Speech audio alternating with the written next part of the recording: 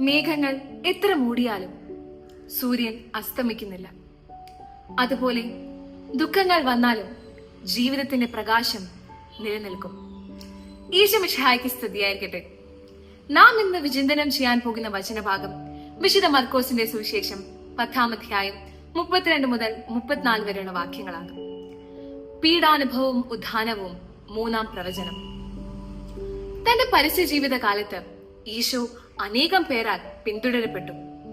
തന്റെ അത്ഭുത പ്രവർത്തനങ്ങളും സുവിശേഷ പ്രഘോഷണങ്ങളും ശ്രവിച്ചുകൊണ്ടാണ് ശിഷ്യന്മാർ പോലും ഈശോയെ അനുഗമിച്ചത്. അമാനുഷിക ശക്തിയുടെ ഉറവിടമാണ് ഈശോ എന്ന് അവർ മനസ്സിലാക്കിയിരുന്നു.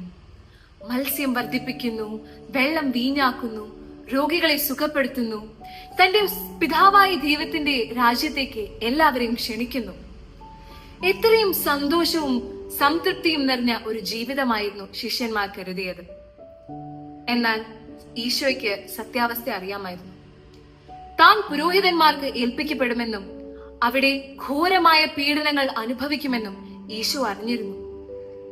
വരാനിരിക്കുന്ന പീഡാനുഭവങ്ങളെ പറ്റിയും തന്റെ കുരിശുമരണത്തെ പറ്റിയും മരണശേഷമുള്ള ഉത്ഥാനത്തെ പറ്റിയും ഈശോയ്ക്ക് മുൻകൂട്ടി പ്രവചിക്കാൻ സാധിച്ചു.